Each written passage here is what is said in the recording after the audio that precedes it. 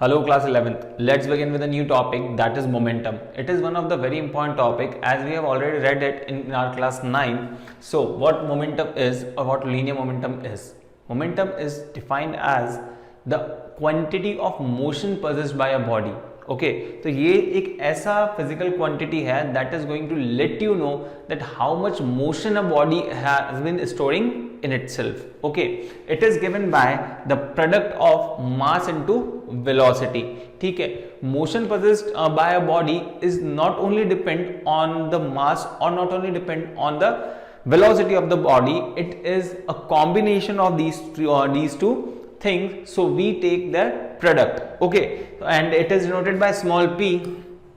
ठीक है, it is equals to mass into velocity of the object. ठीक है, if we are having a big object and a small object made up of same thing, ठीक है, it is moving with very less velocity, ठीक है, let it be v1, and it is moving with very high velocity, let it be v2, then the motion possessed by this small object will be more. Similarly अगर मैं आपसे बात करूं कि एक आदमी है, ठीक है, you want to severely injure him, ठीक है, आपको उसको severely injure करना है. So you are having two options. You are having this much big पत्थर or stone, and you are having a small bullet, ठीक है, and a gun too, ठीक है. So what option you are going to choose? 100% you are going to choose gun, because जो ये 10 ग्राम की bullet है, ठीक है, जो 10 ग्राम की बुलेट है, it is going to get fired by almost 350 to 400 metre पर सेकेंड वेलोसिटी. ठीक है, इतनी वेलोसिटी से ये चलेगी, जबकि पत्थर आप फेंक कर भी कितनी वेलोसिटी से फेंक लोगे? 10 मीटर पर सेकेंड, 20 मीटर पर सेकेंड मैक्सिमम. ठीक है, तो ये पत्थर जाकर के भी इसको ज्यादा इंजरी नहीं दे पाएगा, जबकि बुलेट जो है 10 ग्राम की, ये इसको जाकर के खत्म कर सकती है हमेशा के लिए. ठीक है, so this is what the energy stored, sorry, this is what the motion stored in a body is. ठीक है, इसमें ज्यादा मोशन है तो ये ज्यादा इंजरी दे सकती है, इसमें कम मोशन है तो ये कम इंजरी देगी. ठीक है ना. So we are having two different things, दोनों की कॉम्बिनेशन से चीजें होती है.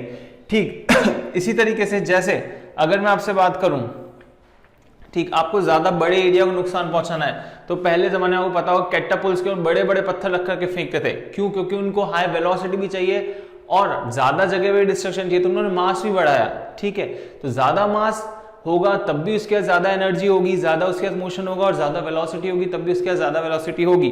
अगर मास बढ़ाओगे तो इनर्शिया बढ़ेगा. ठीक है, मास बढ़ाओगे तो इनर्शिया बढ़ेगा, मतलब अगर एक बार उसको मोशन में डाल दिया तो वो ज्यादा टाइम तक मोशन में रहेगा. ठीक है ना. और अगर छोटी चीज होगी तो इसका इनर्शिया कम हो जाएगा. ठीक है, वेलोसिटी आप उसकी बढ़ा दो. ठीक, तो इस तरीके से हम लोग मोमेंटम को बढ़ाते या घटाते हैं. तो momentum is controlled by two bodies, that is mass and velocity. Okay, now second question arises in our mind is that what kind of quantity is this? Is it a vector quantity or is it a scalar quantity? So as we can see, it is product of two things, that is mass and velocity. We know that mass is a scalar quantity, whereas velocity is a vector quantity. So it is a vector quantity, it is scalar quantity, so it is also going to be a vector quantity. ठीक है, so if I want to ask that what is the SI unit, SI unit क्या होगी? ये kg, ये metre per second, तो kg metre per second will be SI unit. Okay, if you have said that it is a vector quantity, then 100% it must be having some direction. So this momentum will be having direction as that of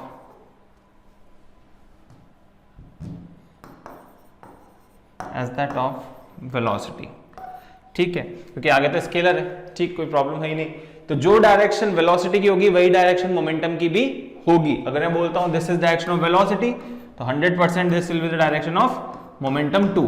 ठीक है, जहां direction of velocity वही direction of momentum. हमेशा याद रखना, अगर मैं आपसे सर्कुलर मोशन की बात करूं, अगर यहाँ पे इस पॉइंट पे बात करता हूं तो यहाँ इसकी वेलोसिटी, तो यहीं इसका मोमेंटम भी होगा. अगर यहाँ इसकी वेलोसिटी, तो यहीं इसका मोमेंटम भी होगा. तो जिस डायरेक्शन में वेलोसिटी, उस डायरेक्शन में आपका मोमेंटम लाए करेगा. Always keep this in your mind. ठीक, तो डायरेक्शन पता चल गई, एसआई यूनिट पता चल गई, मैग्नीट्यूड तो आपको पता ही है, that is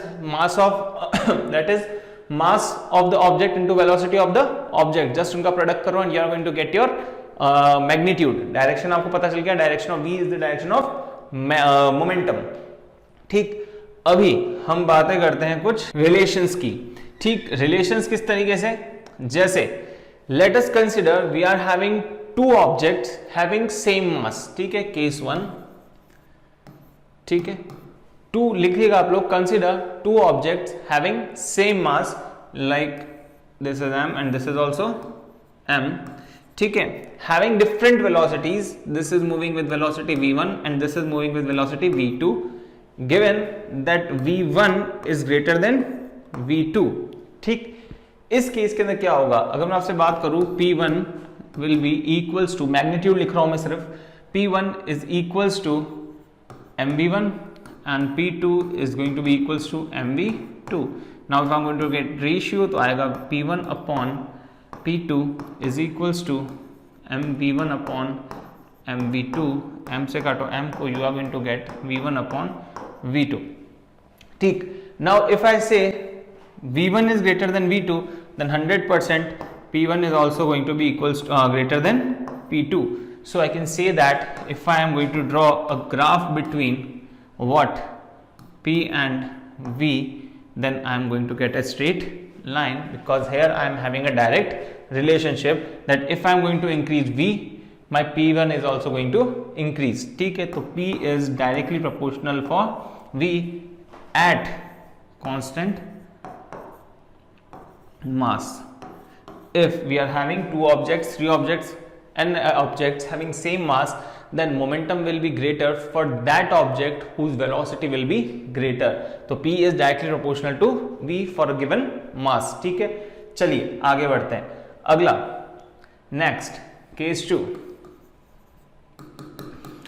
Now consider two objects having different masses, let it be m1 and let it be m2, moving with same velocity, let it be v and let it also be v। Now we are having two objects having different masses and equal velocities। ठीक, let's say that m1 is greater than m2, then in this particular case if I say कि p1 क्या है, p1 is equals to m1v and p2 क्या है, that is equals to m2v, then if I am going to divide these two equations, I am going to get m1 p1 upon p2 is equals to m1v upon m2v। ठीक है, v से v गया तो अपने को मिला p1 upon p2 बराबर m1 upon m2। As I have said कि m1 बड़ा है m2 छोटा है, तो आंसर आपका 1 से बड़ा आएगा, इसका मतलब p1 भी क्या होगा, बड़ा होगा p2 से। Here I am also getting a relation that p is directly proportional to m। जैसे जैसे आप मास बढ़ाओगे वैसे वैसे आपका मोमेंटम इंक्रीज होगा। ठीक, इन दिस पर्टिकुलर केस अगर मैं आपसे बोलूं कि मोमेंटम और मास के बीच में अंदर आप ग्राफ ड्रॉ करो, तो again you are going to get a straight line passing from origin. ठीक, तो इसका ग्राफ भी इस तरीके से आपको आएगा, स्ट्रेट लाइन आएगा, because they are having direct proportion. Done, चलिए let's get on the third part. ठीक है, now I am having two objects। ठीक है, let it be m1, let it be m2। ठीक, they are having different velocities, let it be v1, let it be v2, but here case is that p1 it is having also p1। इसका मतलब क्या है, both the momentums are equal to each other, it means p1 is equals to p2 is equals to p। ठीक है, दोनों का momentum क्या है, सेम है। तो अभी इसमें लिखेंगे case 3, consider to objects having different mass and different velocities but have same momentum. ठीक है, तो अभी तक हमने पहले इससे जो बात की उसके अंदर हमने क्या किया था, फॉर अ गिवन वेलोसिटी, ठीक है, p is directly proportional to m। अब यहाँ पे फॉर अ गिवन मोमेंटम क्या रिलेशंस बनते हैं, लेट्स गेट ऑन देम। तो p1 इज इक्वल्स टू क्या है, m1 v1, p2 क्या है आपके पास में m2 v2। ठीक है, नाउ आपको पता है p1 is equals to p2, so we can equate these equations, m1 is equals to m1 v1 is equals to m2 v2। So यहाँ पे अगर आप देखते हैं तो ये आएगा आपका m1 upon m2 is equals to v2 upon v1।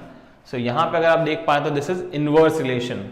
तो फॉर अ गिवन मोमेंटम, ठीक है, if momentum is kept constant in that case mass is inversely proportional to velocity. ठीक, तो अगर मैं वेलोसिटी को रखता हूं y एक्सिस पे और यहां रखता हूं मैं मास को, तो उस केस में मुझे मिलेगा एक हाइपरबोला, रेक्टेंगुलर हाइपरबोला।